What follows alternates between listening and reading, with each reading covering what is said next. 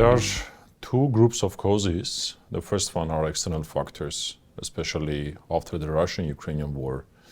We had a big inflow of capital and influx of people, especially professional people, and inflow of tourism, bigger demand to Armenian exports. So this is the first group of factors which played a key role, and as a result of that, we had a high growth in 2022, also 2023, 12.6% in 22 and more than 8% in 23. But of course, here plays a key factor the government's measures. First of all, the ambitious increase of capital expenditures, public investments in infrastructure especially, which is above 5% already compared to historical 3% of the GDP levels. The other ones are active and proactive industrial policies towards subsidizing the consumption of equipment from the firms, the attraction of professional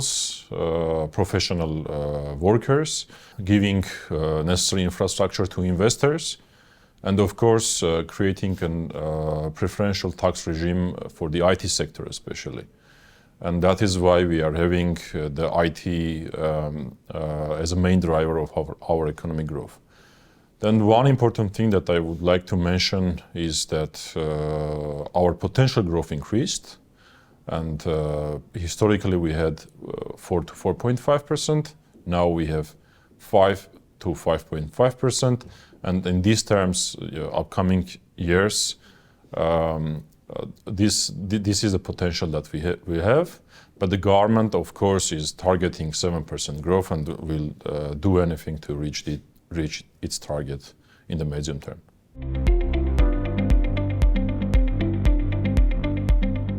First of all, if you look at the trends of the dollarization, it improved tremendously. And for example, the loan dollarization 2 years ago, it was around 50%. Now we have 35%, a big improvement there.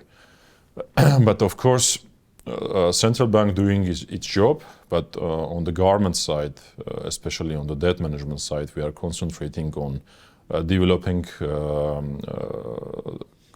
dram-denominated financial markets.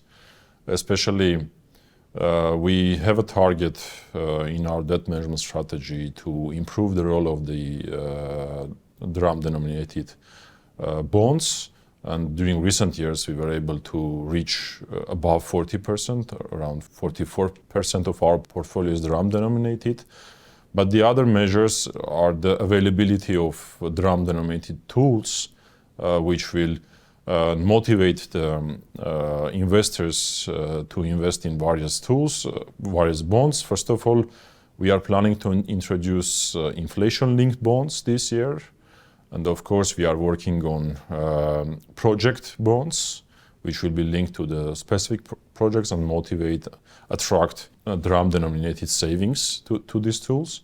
And we are planning to introduce switch auctions, which will help to manage the liquidity, dram liquidity in the market. So these are the areas that we are working on the debt management side, and we think that it will also support the de-dollarization trend that we already have in our economy.